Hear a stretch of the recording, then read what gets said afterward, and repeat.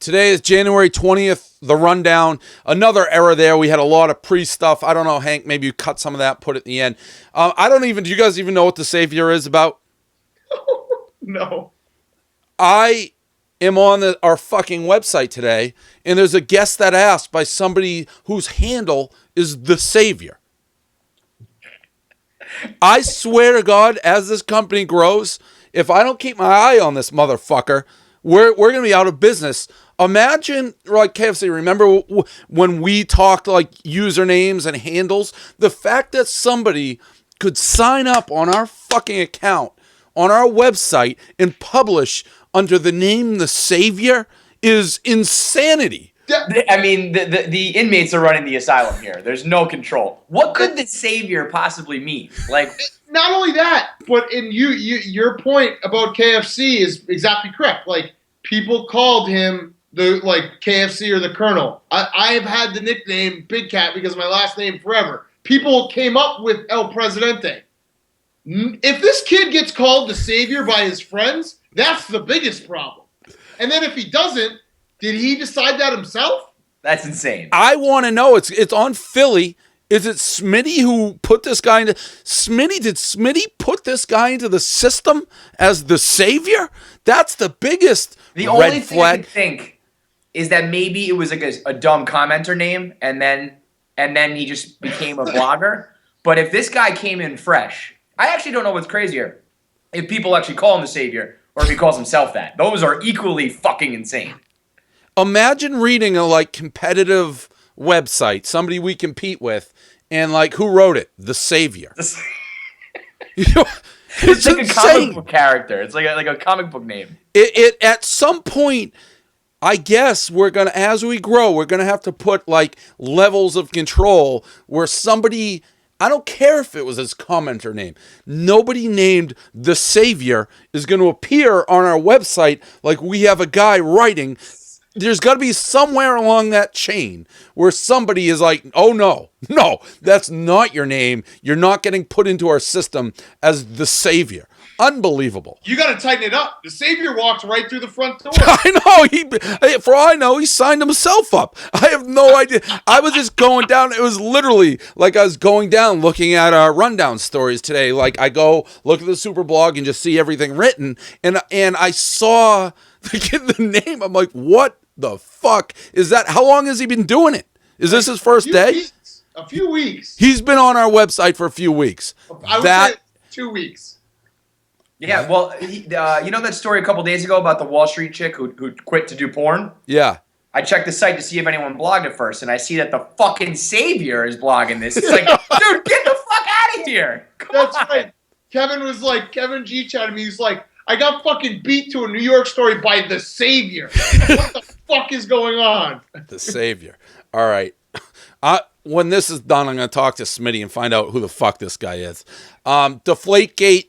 Day 2 of Deflategate. It's on the cover of, I think, both New York papers. It was on the cover of the Philly paper. People are still actually talking about this. We published the thing of Aaron Rodgers with Phil Simms basically saying he overinflates the football. People are deflating footballs. I just had an email from a credible source, by the way, but he wouldn't give me the name, but it's true, who basically said he was out to dinner the night before with Colts players who said they were going to complain about this before the game even started on a tip from the Ravens. It was your boy from Chase Rice. It was. Okay. I believe it. I think it's a real tip, but I can't publish it because he won't give me the players' names. But what are we talking about?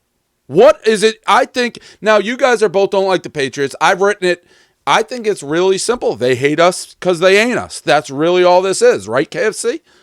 Unfortunately, in this circumstance, I think you're right. What I really hate about this is that it's not a legitimate argument about cheating, like Spygate was. There's some legitimacy to that. That's an actual discussion about whether you guys were scumbags and all that kind of shit. This is obviously not, but it still fuels all your arrogance, and you still get to do the they hate us because they ain't us whole shtick.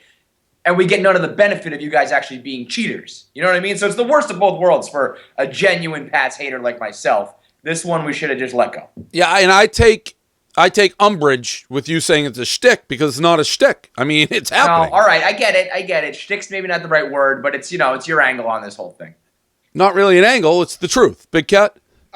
It actually has nothing to do with they hate us because they ain't us kind of thing. It's all because this is the dead week. This happens every year. There's always one storyline that people have to pick up on in this dead week before Super Bowl week starts because there's no real football to talk about. It's too early to talk about, Pete Carroll was the coach before Bill Belichick. How many stories can we do about that? So people are going to just beat this one to the ground.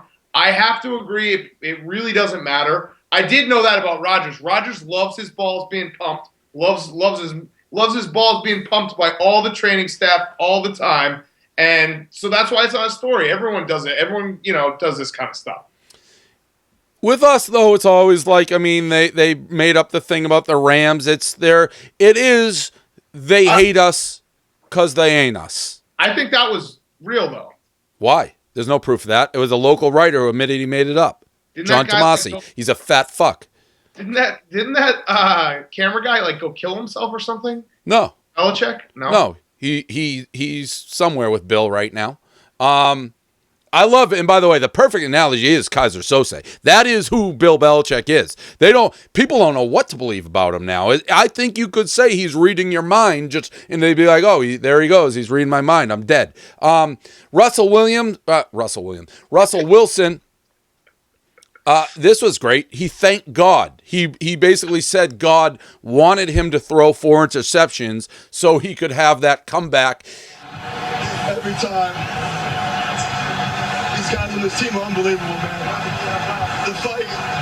They win this fight over and over again. People used to doubt, man. I'm just excited to be on this team. I'm excited to play with the guys. 4 minutes left in the game, 3 minutes, 4 interceptions, and just keep playing. And these guys just keep believing in me, man. You gotta give credit to the Packers. They had an unbelievable season, and it's just honored, man. Just honored, just blessed to be on this team.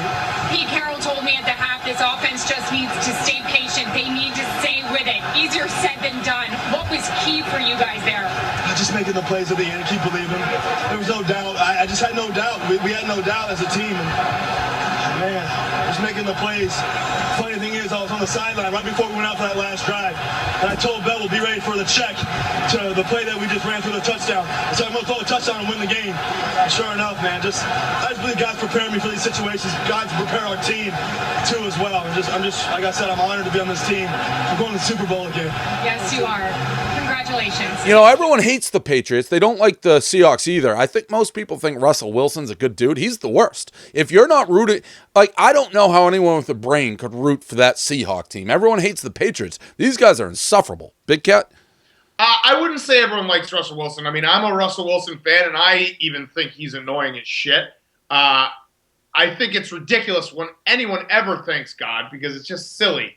This is so over the top, though, that I actually find it funny. I don't know who. I think Feidelberg wrote the blog. He's exactly right. Russell Wilson thinks God is sitting in a Buffalo Wild Wings, and he pulled a lever and was like, "We want to have a really crazy, exciting game, so we're gonna have Russell Wilson throw 4 picks, and then we'll bring him all the way back." That's what's going on in his brain. KFC? Yeah, the fact that any grown adult is really thinking that someone's pulling strings, people are getting their heads chopped off by ISIS, but God's sitting around fucking pulling strings so you throw 4 picks to make it dramatic. Dave, to your point, I do not like that I got to root for the Seahawks here. I am absolutely doing it. There was never a doubt in my mind. People were asking me on Twitter, who are you rooting for? No doubt about it. But it sucks that I got to pull for Richard Sherman and the crybaby bitch, Russell Wilson. Because say whatever you want about the Patriots, and people hate them, they think they cheat. The Patriots, they're just football guys. They never take anything beyond football. It's Belichick's football, Brady's football. These guys are the God shit and all the Martin Luther King tweets and all that shit. These guys are the worst. The Patriots would never do that. We just want to take you out on the field and we want to beat your brains to a pulp, and we've been doing it for 15 years straight. This was going back to the Savior type thing. The Drew Rosenhaus story was blogged by Brian E. Now, I do know who that is. I don't know, I won't recognize him. But he's been writing on Barstool U. I reblogged it because I thought his take was horrific. So basically, Drew Rosenhaus, his wife, who's a 13 on a scale of a 10, big old fake titties. Blonde girl was partying with Dan Blazarian, and then they got in a fight. They're getting divorced. And his take on this was it had nothing to do with her being on the boat with Blazarian. He was fine with that. It was other stuff. I see it a 180. I don't care who you are. That would drive me bananas if that was my wife. KFC, what do you got? I think it's the guy she's with. I'm pretty sure Drew Rosenhaus and his fucking 35 out of 10 wife kind of understand the deal. You know, like it's you're a gold digger. I'm your sugar daddy. I'm gonna have some money. You're not going to keep her locked up forever. She's going to be out partying with other sluts and be all over Instagram. She's probably even going to be with some other guys. I think you got to take that a little bit. But Dan Blazarian is maybe the worst guy on the planet fucking Earth. The last person I pick, seriously, to ever be partying with my wife and shoving it in my eyeballs. So I think it's about the guy she's with. But I'm with you, Dave. You can't have that. Big Cat? First of all, Dave, what's up with you and murder? You're like on a big murder kick. You want everyone murdered. No, a lot of people say that, and then I always go back. It's been pretty consistent. It's not necessarily a kick. It's like murder is one of my go-to words. I've used that in defense, like with the rape story, the size 6 jean thing. Like I use that defense a lot because that just happened to be a story that I thought was funny, the size 6 skinny jean. The topic was rape, and I always say you deserve to be murdered is generally what comes out. That one, it was one. So that's just like, yeah, I don't say, oh, he deserves to get a slap on the wrist or deserve to go to jail. No, murder. It's like Johnny Damon when he was talking about steroids. Murder just pops out. I have a very questionably but funny Johnny Damon blog that made me remind of that. That'll come up later. But yeah, there can be worse things in the life. Murder. That, by the way, clip is off the internet. I've looked for that like 100 times. Yeah, I know. It's a shame. As for the actual story, I actually kind of disagree with you, Dave. Oh. You're Drew Rosenhaus, like, dude, who are you? You married this blazing hot chick. You're a 50-year-old Jewish guy. You think she married you for your looks and, like, personality? She married you for your fucking money.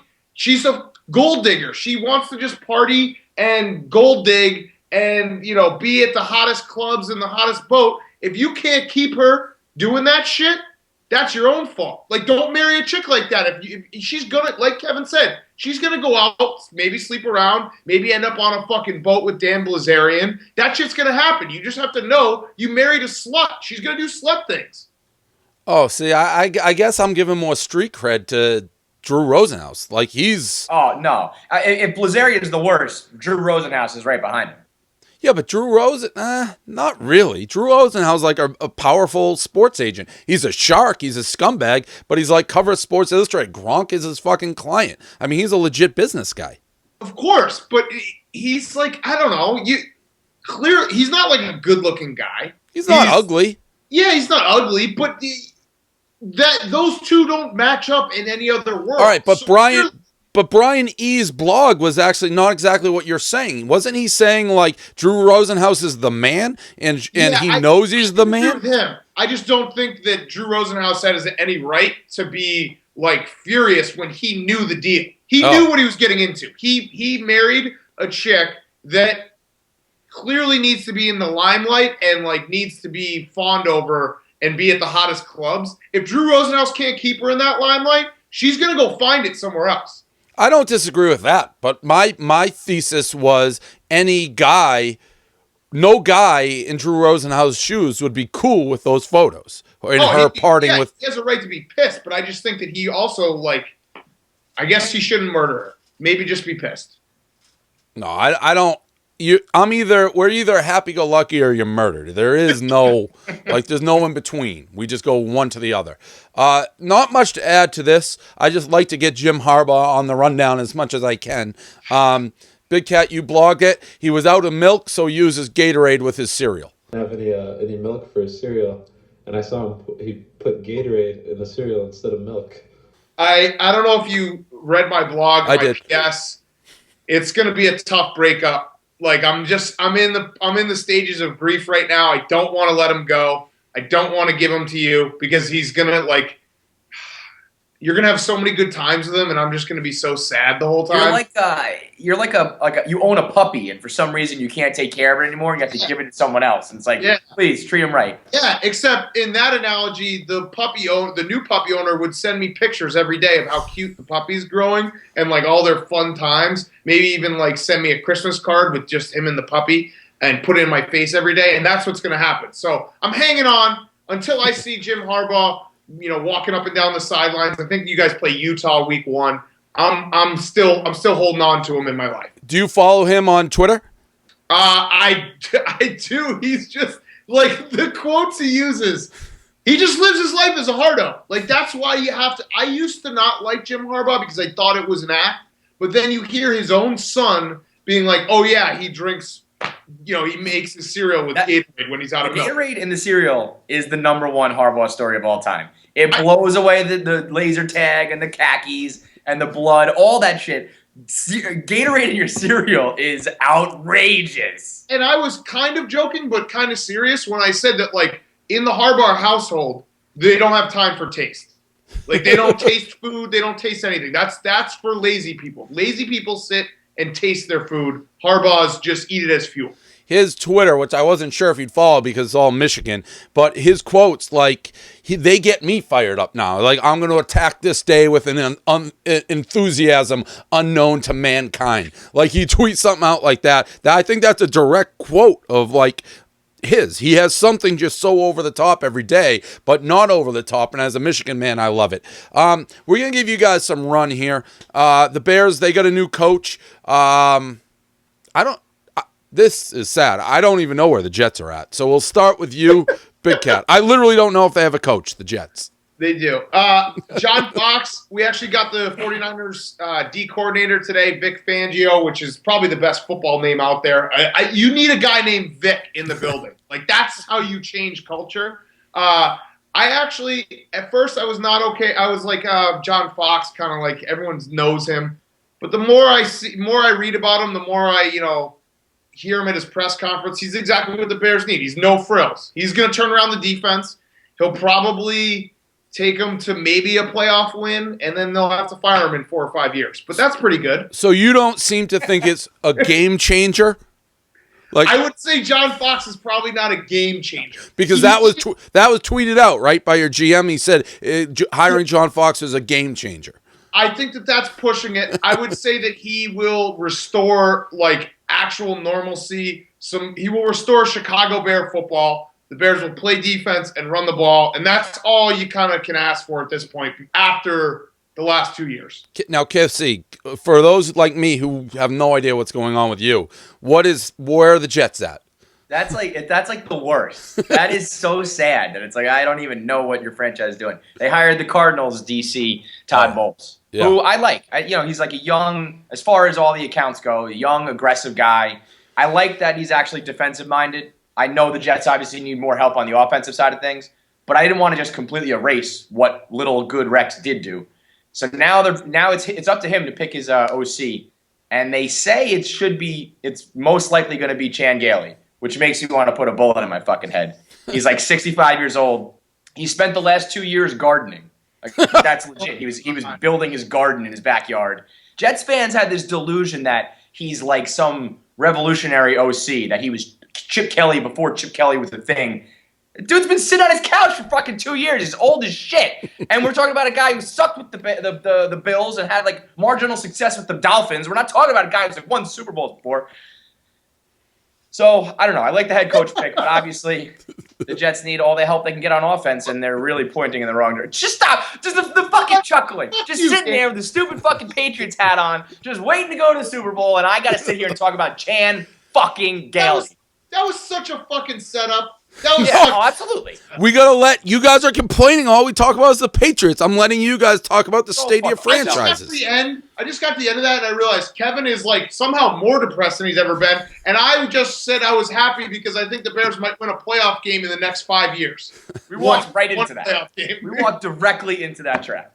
As a side note, I'm drawing a blank. I tweeted this out, and I'm not one of those guys who like pats myself on the ass for funny shit. I was actually laughing to myself for like maybe a week straight. Who was the old Illinois Ron Zook? Yeah. Ron Zook, who I didn't realize was like the special assistant on the Packers special teams. I saw him on the sidelines. His head is on the wrong way on his neck. I've never seen. His head is permanently tilted towards the sky. I've never seen anything like it. I went and looked at all his pictures. Every picture, his head's just, it's the weirdest thing I've ever seen. It was such a brilliant, observant tweet. I didn't get the credit I deserved. This Seahawks fan, this was a weird one. He caught the touchdown, the OT touchdown that was thrown in the crowd. This guy's like going to jail. He's been in jail. He's got a family. He turned down $20,000 just so he could get tickets instead. This guy, this is typical idiot Seattle. Like, you take the $20,000, you buy 2 tickets, and boom, you got like $15,000 left over. What is this guy doing, KFC? Yeah, this one really makes no sense because, like you said, you just get the cash value, you still end up with the tickets. I also, if you're one of these memorabilia people, that's almost like as bad as the God freaks. If you really think or care that this jersey was worn or this football is signed with a marker or all that kind of shit, if you don't sell any sort of potential home run ball or whatever, you're out of your fucking mind if you just let that sit around in a case on your mantle at home. Big Cat. Totally agree. The only reason you have memorabilia is as a conversation piece. So when people walk into your house, you're like, oh, look, I caught this ball. So it's not fucking hard, dude. You sell the ball for $20,000. You go buy an official NFL ball for $49.99. You put it in a glass case. You put a picture of yourself with the ball next to it at the game, and then there's your conversation piece. No one knows the difference. It's not hard. And it always varies. I mean, if you're rich and you don't need $20,000, I get it. I'm not totally on your side, KFC, with like there's certain memorabilia pieces that I'd like to own that I think are cool, but it's all where you're at. And this guy's a broke bum who's going to jail. You need the money. That's not that hard to figure out. Last one, I haven't blogged this yet, and this is going to stun people if I'm reading this. So Bieber is getting a roast. There's a couple things about this on Comedy Central. First of all, do we know who these are generally very funny, but it's all dependent on who's in the crowd roasting them. So I haven't seen that yet. Yes, it means he's a megastar. That, again, puts that to rest. Bad boy of rock and roll, megastar, all that. Whoa. I don't know about that. Oh, yeah. It's like the best megastar? of the best. Yeah. Bob Saget got a roast. That's like the most famous one they've done on Comedy Central in the last 2 years. Well, they did. They've done they the did Hoff. Didn't they do the situation? They did. Did they? They did the Hoff. Oh, that's bad. A lot of them are good. Pam Anderson was a huge one. There's some big stars, but if they did the situation. They did not do the situation. They did Hasselhoff was very funny. But here's my point. I think I read, and I'm going to have to research before I did it, that Bieber wanted to be roasted. Like he was asking to be roasted. That's a fast move. You can't. This is PR 101. This is like he's kind of an asshole, and only idiots like you really love him. So we're gonna try to like act cool and have a sense of humor, and we'll rope everybody in because you can take a joke and make fun of yourself. Right. It has to go almost the way that people are like. I'm getting a million emails always like, Prez, can we roast you? I don't really want to sit there and be roasted, but you know, if you gotta, Bieber has to be convinced. Like it has to be something they're like paying him, begging him, and he's like, not. You can't lead the charge to be like, let's roast me. That's not a roast. When did this come out? When did it come out that this was happening? I think today is when I'm hearing about it. So if the timeline matches up, I don't know if you saw, Kevin sent it to me. The Saturday Night Live commercial that they did where they spoofed the Calvin Klein ads with the chick. It was hilarious, and they really made fun of him. Bieber tweeted at SNL and was like, LOL, well played. And I'm pretty sure everyone was like, oh, look at Bieber. He's got a sense of humor. So then in his brain, he's like, oh, I should get roasted because everyone loves it. I'm like fake humble. And listen, this another tweet that he sent out today. He said, for years I've wanted Comedy Central to roast me. They said only if I provided them with more material. So for a year now, I've worked hard. Yeah, see, I don't like that. Yeah, and I think the only way I'd ever agree to the roast, like I've seen how they do the Comedy Central roast, is after somebody roasts me, I need an immediate rebuttal. Like, I can't sit there and let 10 people I can't have 10 people roast and then you go up at the end. I need everyone who talks to me. I can go roast you after. Yeah, take it. I can take it. I can take it. I just can't take it silently. I need my rebuttal time. Which is not being That's able the to. definition of not being able to take it. You are the guy who's like, I hope your mom gets cancer right after someone roasts you. I'll murder you. I'll murder you. Yeah. All right. I'll murder all yous. Yeah. Oh man. That's the rundown. And now we can announce you two are booked for Arizona. So your 30th birthday will now be on that party bus. Correct. That is a recipe for disaster. Hank was telling me he'll be in great shape. He won't let us down. Of course, Yes. I'm there, so that plays a factor. I'll be there to babysit.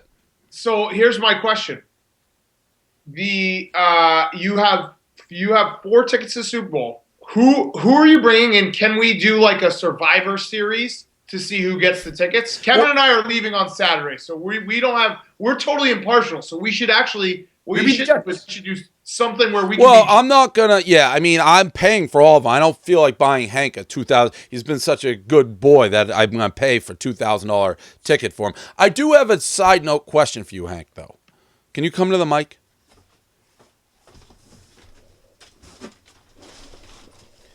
Do you think you're capable of like drinking and doing your job, or once you start drinking, it's automatic you're gonna fall asleep? No, I'm capable. That's where I think the rub is.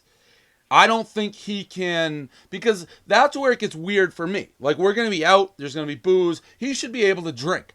But you got to be able to balance, like, I still have a job to do. And he's like a narcoleptic dog. That's really what Hank is. Like, he's fine, he's awake, and then all of a sudden, he's asleep on the floor of the bus 3 seconds later. I will say, in my defense, there's a difference between drinking and working and just going out on a Saturday night and just going hard. Right. We talked about this, but you missed work, so it interfered directly with work. Yeah, So you didn't balance your drinking with work. You're saying, oh, I didn't have work, but it caused you to miss work. that was a unique circumstance that I obviously didn't handle as good as I should have. But And I don't know if you're protecting people. A lot of people still don't get, and me neither, how you ended up in Spencer. That's bananas. what do you mean? The person who drove to the airport lived in Spencer. So instead of dropping me at my house, he was like, well, if he's not going to wake up, I'm just going to go to my house. That was kind of a vicious move to drive Yeah, with a sleeping I mean- Hank all over the state. Did you not have anyone in the car? Like, you didn't tell him, wake me up when we get to the airport? Yeah, I mean, it was 5 in the morning. I don't really have a perfect stream of what was going on, but Dante Were said he they tried to wake woke me up up, but too? I wouldn't wake up. Also, as we said, a moral of the story is, as I was digesting what he said yesterday, and you never know with this guy, but if he's telling the truth, like I told the story to Renee, and he's like, no, he lied again. I'm like, Hank doesn't lie. He's like, doesn't he lie to you all the time? And I was like, maybe. But the fact you tweeted that you'd be here in an hour when you had no idea where you were, like that's just a life lesson. Don't tell people, like, oh, I'm 15 minutes away when you have no idea where you are. Under promise, over deliver. Yeah. Yeah, I should have done that. Yeah. All right. So are the DraftKings guys staying in the house with us? No. So, Okay. but there's 6 DraftKings winners who will be on the bus. They just emailed. I don't know surprisingly, they haven't reached out to say who they are. We have a 35-person bus for Friday night. So there's those 6. There's you 3, sales guy, Hank, and then we're going to try to, there's a lot of other people I know now because all New England's going there. And obviously, we're going to try to get some girls on there and set it up. Should be a fun night. Should be a fun week. A lot of work, a lot of videos. KFC, you're going to do your podcast shit, right? Yeah. So We'll set up at Podcast Row. Yeah. I think it'd be really funny if we just sat at Radio Row with like a foldable table, maybe like grill out in the parking lot. Yeah, and try to like scoop right across the street. it out. Yeah. I mean, you guys will probably get lots of people. It's just if you'll be allowed to sit there. Like, we know enough people will be like, oh, that's Podcast Row over there with KFC. What's the deal with the media day? I think I'm getting the shaft here. By who? I want to go. I want to. Oh, you have no chance. All right, I'm going to try my own ways. If you figure out your way in there, well, no. First of all, if you get passes, I take them. I take the first 2. So you'd have to get 3 to manage your way in. It's go with a GoPro on my head. It's very difficult. What I was told is the NFL deadline is long gone. And I asked like Rappaport and the guys we know, they're like, but the 2 teams that are in it get extra because they have their local media. I was told by the Patriots at one point, yes, if we get there, this is a couple months ago, we'll have 2. That seems to be very much up in the air at this point. Isn't this where you would call your friend Bill and get an executive order? What's your friend Bill doing about this? I will say this. I sort of reached out to my friends in the organization. He doesn't even know Media Day is happening. He's like, is that a game? Like, he's just so focused on the X's and O's that I don't think he's like the type of guy to be running around being like, can I get someone into Media Day? And I wasn't going to push it because I don't want to be that guy that takes his eyes off the ball for even a second. I'm not going to be the guy that cost us the championship. I bet you were all lined up to go, and Edelman put the kibosh on it. That's spiteful. I have to get in there just so I can ask Edelman why he hates me so much. Why he thinks he didn't can want beat that. me in He's the focused on the game. He had to blackball you to stop that from happening. I want to get in there to find Marshawn, and I want to try to get. I really, really want to get Doug Baldwin into a gutter war with me because he feels like the kind of guy that would like fight with a blogger for no reason. Yeah, but a lot of this stuff, like if I'm watching Media Day, like I don't think you really get close to Marshawn unless he's like hanging in the. Last year, he was just standing right. I don't know that he'll do that. Like Belichick, you got to yell. Brady, you got to yell. It's like the nobodies who are just hanging around where you get the stuff. But a lot of the Patriots know who we are, so it'd be very good stuff. But again, I would put my chances of having those tickets right now at like 5%. The kicker for the Seahawks is a stoolie. Who's that? Hauschka. I didn't know that. His brother, I mean, if he's not a stoolie, his brother is, because I remember in the preseason game, Bears-Seahawks, his brother was fucking chirping me. I was just like, the brother of a kicker chirping me in a preseason game. Yeah. It was something else. I mean, that's why we're going out the Monday. So, but again, I don't have high hopes for that. If I don't, it may just be Media Day again, like outside the stadium. So talk to the media that talk. Yeah. You know what? That's actually what we should do, because they let fans watch. So we'll just interview the fans that watch the media interview the players. yeah. So Just have them repeat everything. We'll just get secondhand. What does Marshawn sound like? or yeah, like maybe if you can get close, you yell. Like I could yell to Patriot players, I'm sure. Be like, can you go ask Edelman why doesn't he like me? Even if I'm up in the bleachers, just be like waving at him, like hello. So I don't know. I'm holding out, but it doesn't look good. It doesn't look good, which is disappointing. So that's the rundown.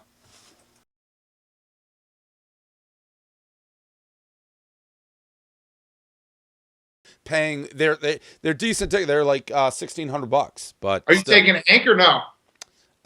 he's so far down on my shit list right now. He's not even complicated. Wait. Is it you have 2 tickets? 4. Oh, shit. I was going to say, if you had 2 tickets, you'd have to do like a competition between Gaz and Hank. Well, Gaz is going to pay for it. Like Hank, I know can't afford it unless he got that taco money. I don't even know I'd sell it to him, to be totally honest. I'm ready. I know how this works. You're gonna Hank is so lucky because you're gonna bleeding heart Portnoy is gonna come out. We had a thing today where again it's like I was so mad about the Nesson. I wanted a press conference. It took like 4 hours to get the equipment ready. I instituted fire drills. Like we're doing press conference fire drills, just like when you're in elementary school and you have to like file out and get out. Hank has to be ready for a press conference. We're just gonna I'm just gonna scream press conference and if it's not ready in 15 seconds, then I don't know what I'll do to him, but I'll just yell at him. I guess that's what it is. There is no firing here anymore for Hank. His punishment isn't fired, but it's just you're yelled at. You are Michael Scott, Dwight Schrute combined, officially. All right.